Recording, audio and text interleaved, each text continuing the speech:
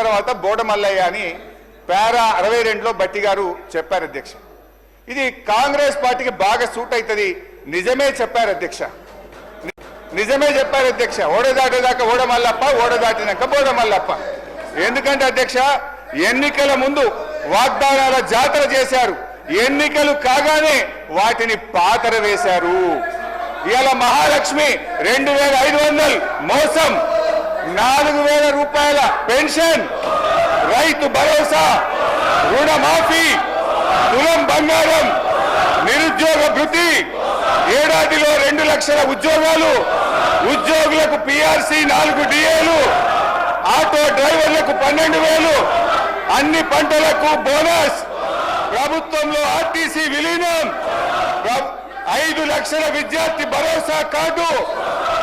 బట్టి గారు ఇప్పుడు చెప్పండి, బోడమల్లయ్య ముచ్చట ఎవరికి వర్తిస్తుందో ఒకసారి చెప్పాలని చెప్పి నేను బట్టి గారిని కోరుతా ఉన్నా అధ్యక్ష. అధ్యక్ష, ప్రస్తుత బడ్జెట్ పై కూర్చోండి బై సార్ ప్లీజ్. నేను మాట్లాడినాక ఉప ముఖ్యమంత్రి గారు మాట్లాడతారు. ఎన్నికల ముందు ఒక ప్రముఖ టీవీ ఛానల్ ఇంటర్వ్యూలో బట్టి గారు ఒక జర్నలిస్ట్ రాష్ట్ర ఆదాయానికి మీరు చేస్తున్న వాగ్దానాలకు మధ్య తీవ్ర అంతరం ఉంది, ఎలా అమలు చేస్తారని అడిగారు అధ్యక్ష.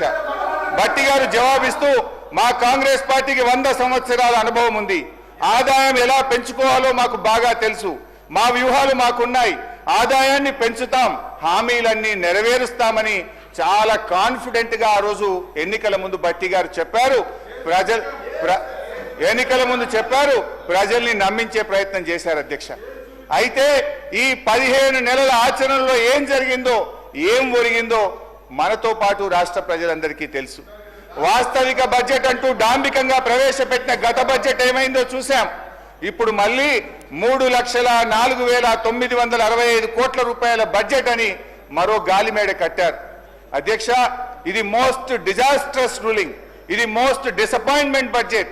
కాంగ్రెస్ డిజాస్ట్రస్ పరిపాలన వల్ల రాష్ట్ర ఆదాయం మీద నెగటివ్ ఎఫెక్ట్ చూపిస్తుంది. రాష్ట్ర ఆదాయం అంతకంతకు క్షీణిస్తా ఉంది. మరి అనుభవం గల బట్టి గారు ఇప్పుడు ఏం చేయాలి చెప్పాలి ఈరోజు.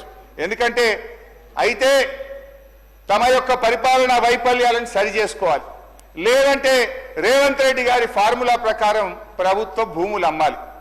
యనుమల వారి పాలనలో మరి ఎన్ని భూములు కథం పట్టిస్తారో తెలియదు అధ్యక్ష. ఎందుకంటే అధ్యక్ష, గచ్చిబౌలిలో 400 ఎకరాలను వేలం చేయడం ద్వారా 30,000 కోట్లు రాబట్టాలని నిర్ణయించారు.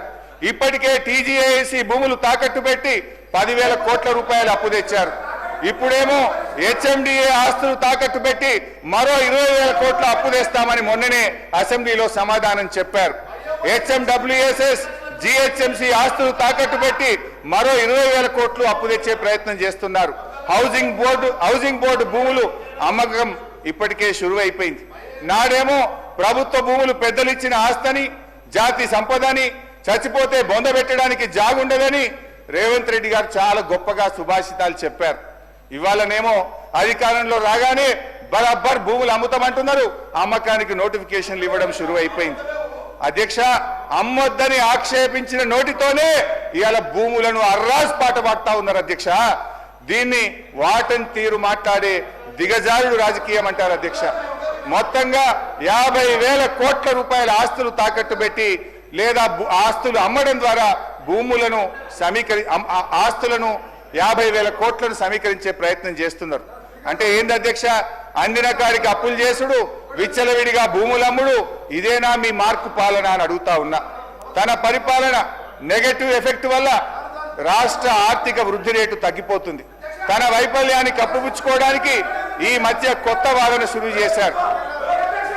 ఏంటంటే అధ్యక్ష, దేశమంతా ఆర్థిక మాంద్యం ఉందని, అందుకే ఆదాయం తగ్గిందని సెలవిస్తున్నారు. అధ్యక్ష, ఒక నిమిషం వినాలి సార్, మంత్రి గారు వినండి. అధ్యక్ష, కర్ణాటక, మహారాష్ట్ర, తమిళనాడు, ఆంధ్రప్రదేశ్ సహా దేశంలో ఎక్కడా కనిపించని ఆర్థిక మాంద్యం ఇవాళ తెలంగాణలో మాత్రమే ఎందుకుంది?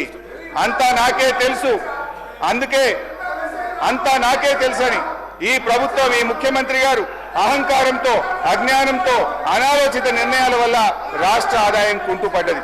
తన వైఫల్యాన్ని కప్పిపుచ్చుకోవడానికి ఆర్థిక మాంద్యం వచ్చిందని, ప్రపంచమే స్లో డౌన్ అయిందని ప్రవచనాలు ప్రారంభించారు. ఏ రాష్ట్రానికి లేని ఆర్థిక మాంద్యం తెలంగాణకే వచ్చిందా?